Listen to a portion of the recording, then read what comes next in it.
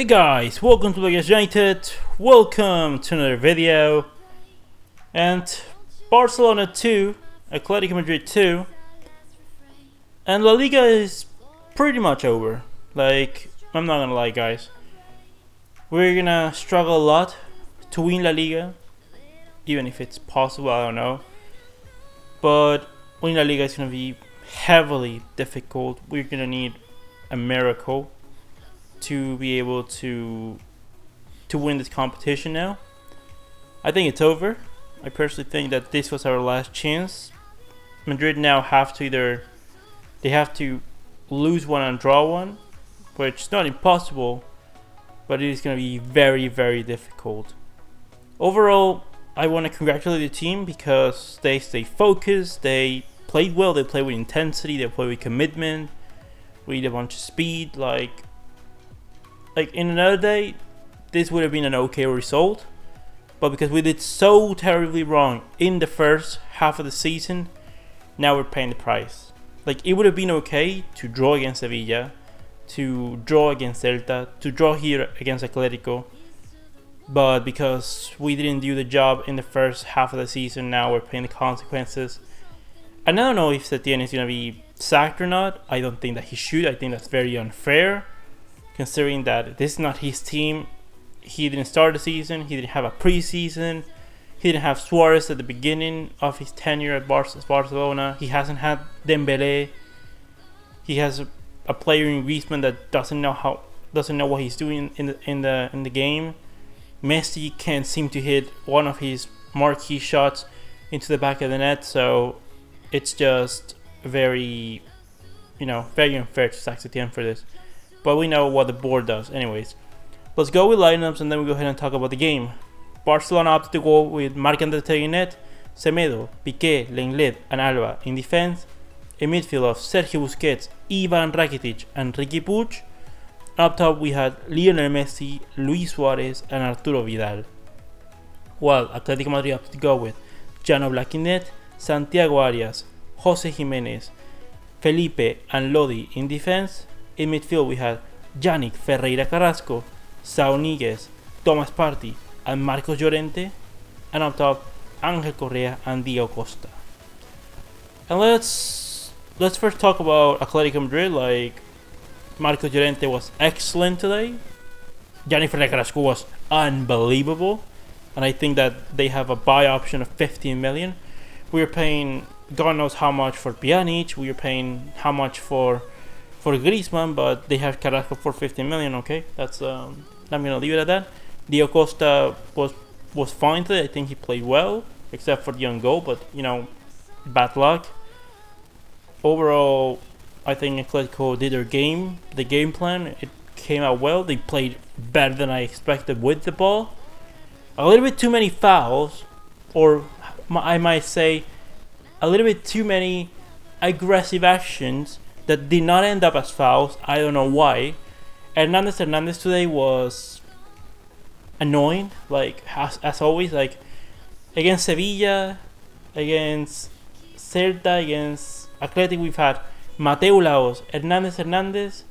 Like, it's just I don't know what to say. Like, apparently Mateu Laos was in VAR today, and the VAR again today was a joke generally. And I'm gonna not say because of particularly in the game today about VAR. I'm not complaining about VAR. We're not losing the league. I'm gonna say it already, as I've been saying lately. Barcelona are not losing the league because of VAR. We're losing the league because we've been doing things very wrongly, because we're not trusting in the youth, because we're not doing the job that we're supposed to do. That's it's our own fault that we're not winning La Liga. But if you guys haven't seen it, please go and type in YouTube Mallorca Celta penalty and look at the action of the penalty. The VAR didn't correct that. I don't know what it is. Like, VAR is supposed to be there for clear and cut mistakes, and a player that just dives to the floor where no one touching him, I cannot see a clear more mistake than that. And it's okay if the referee doesn't see it, but the VAR doesn't correct it. It's absolutely abysmal. And in today's game, VAR should have seen, like, it's the referee's fault for not calling evident fouls that we're just getting kicked around everywhere, but it is VAR's fault, I think, in the second goal. Because why on earth, like Semedo, maybe he barely minimally touched Carrasco. And you know, like, you have to be very careful when calling penalties, because the danger of calling penalty in that situation is that then for every minimal foul where a player falls in the penalty area, you have to call a penalty in order to be fair. And therefore, we should have had another penalty on a similar action against Piqué that arguably had more force, but wasn't called a penalty. So, like, if you're going to call a penalty that easily, you have to be consistent throughout the game. And it just wasn't. It just didn't mean out to be. And VAR in that action cannot act because the ref gave the explanation. What I saw was that this player touched the other player and he fell to the floor. Therefore, VAR cannot do anything in that action. About the penalty that was retaken, it was, the rule clearly states the goalkeeper must stay on at least one part of his foot on the line, and Ter Stegen didn't have one part of his foot on the line.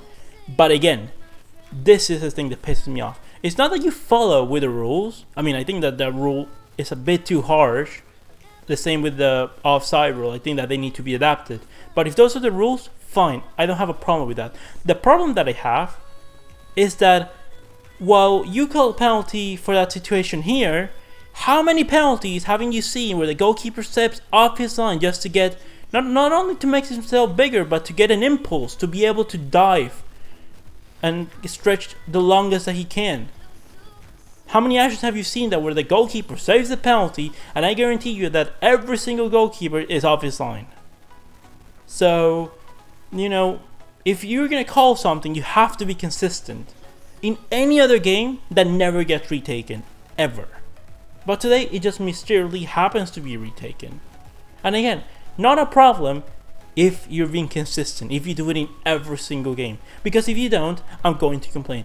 Because if you don't, I am going to be mad that you are using a fantastic tool that is VAR, because VAR is not the problem. It's not the technology that's the problem. The problem is the implementation and the people using it. Like, let's put it this way. You have a pilot that's been trained to use an airplane. But if the pilot's incompetent and doesn't know how to use the airplane, he's going to crash it down. So, the airplane is a fantastic tool, but if you have morons using it and controlling it, then you're going to crash the plane. So, this is, kind of annoying. The refereeing was, also a bit annoying. Very annoying, actually. Like, Riqui just being kicked everywhere today. But, like, again, he held his own. He was pretty good. Let's talk about the players. Ter Stegen. What can I say about Ter Stegen? Should be the club captain. I'm going to be talking about the situation about Luis Suarez, Rakitic, Messi, and etc, etc, etc. That's coming tomorrow for sure.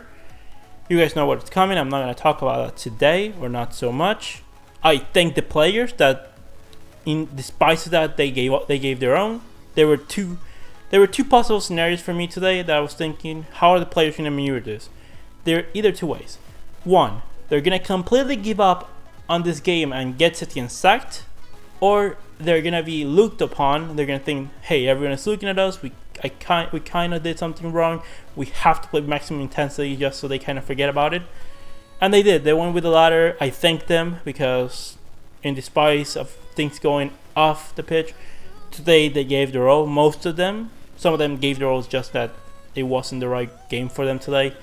Like I said, Ter Stegen was excellent, like saving a penalty, saving multiple shots, just being very consistent with the ball as always. Like what can you ask? He's the best goalkeeper Barcelona could ever hope for. Piqué and Lenglet were fine. They've had better days, but they were good. They were consistent. They were solid. I would give them probably like an 8. They were pretty good. Semedo in the first half was, kind of disappearing. But again, the problem with Semedo is not that he plays wrong. Is that if you don't find him, if you don't pass him the ball, if you don't look him into space, because he's doing the runs, you're just not using him at all. And that's difficult. I'm going to be honest with you. The fault that we don't use Semedo more is because of Messi. Because Messi, in that in that side of that pitch. He wants to have the ball and wants to cut inside, therefore rendering Semedo pretty useless unless there's someone else looking at him. Like we see Arturo Vidal, we see Riqui Puig quite a bit connecting with Semedo, but other than that, Semedo rarely gets used. In the second half, he was amazing because Arturo Vidal was connecting a bunch with Semedo, because Riqui Puig was connecting a lot with Semedo. Like, Alba was kind of gone today. Like, I would say today was turned for Junior Firpo. Like, at the 70th minute, Junior Firpo come in for Alba. Rakitic had a great game. Like, wasn't great, wasn't bad, was just kind of there. Riqui Puig stood out today, like, again, holding us down, like, being kicked all the places around, but distributing the ball, controlling the tempo. Again, Riqui Puig has earned his starting spot so far. I would say our best three midfielders of the season so far since coming back has been Busquets, Riqui Puig and Rakitic. And for me, man of the match for Barcelona has to be Sergio Busquets. Dictated tempo, just slow down the play when he needed to, speed it up when he needed to. In recovery, he was amazing. Going forward, going backwards, just overall. If we would have had Busquets against Celta, I think we would have won that game. Because Busquets dictated the tempo in this game in a way that it would have been very useful for us at Balaidos. And what can I say about Messi? Scoring his 700th goal of his career. Congratulations for Messi. It's due. That goal was evading him. Had a few chances that could score, but again, provoked the own goal for the Costa. Scored his goal from the penalty area. Nothing to say about that. Pretty good for Messi. Like, I just wish like he could be better, because we know what Messi's standard is, and when you know what Messi can do, I hold him to the standard of Messi. But any other player, that was a pretty good game. Suarez today was absolutely abysmal. Other than one or two pressures that he did, and like one or two like put the ball down into the floor and unload it to another player, I didn't see Suarez for the rest of the game. I saw Suarez maybe in 4 individual actions all throughout the 90 minutes. Other than that, Suarez was nowhere to be seen. That he finished again the 90 minutes, it's absolutely horrendous. Like, I don't complain when Suarez, finishes the game, maybe doesn't score any goals, but is doing the work. It's running the hard yards. It's moving defenders out of position. He was doing none of that today. And Arturo Vidal, again, more like a Semedo, was not so good in the first half. In the second half, became much more active. We saw him taking shots, getting into the penalty area, just being a warrior like he always is. And, a lot of people are criticizing Arturo Vidal, but in this game against Atletico Madrid, the first player that I want in the pitch is Arturo Vidal, because he's going to give me 110% every single minute of the game. Really good from Arturo Vidal. The subs, Griezmann came in late, Ansu Fati came in late. It's nice seeing Sergio Roberto back from recovery, but this is not the game that I would have chosen Sergio Roberto. And if you were going to play Sergio Roberto today, you should have taken off Suarez, put Messi as the false 9, and put Roberto as a right winger, not as a centre midfielder. Because, I'm sorry, but Sergio Roberto in midfield is not working for Barcelona. He's not adding you anything.